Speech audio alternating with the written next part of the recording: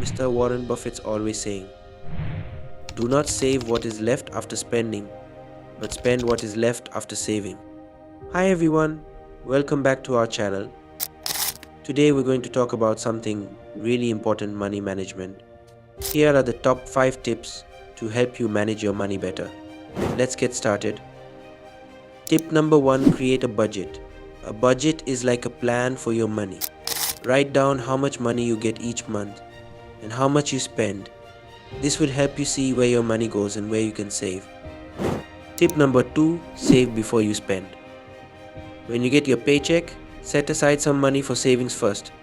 Even a small amount can add up over time. This way you always have some money for emergencies or future goals. Tip number 3: track your expenses. Keep a record of everything you spend money on. This will help you understand your spending habits and identify areas where you can cut back. Tip number 4: avoid unnecessary debt. Only borrow money if you really need to. Credit cards can be helpful, but they can also lead to debt if you're not careful. Try to pay off your credit card balance in full each month. Tip number 5: invest wisely. Investing can help your money grow over time. Do some research or talk to a financial advisor to find the best investment options for you. Remember, it's important to understand the risks and benefits before you invest.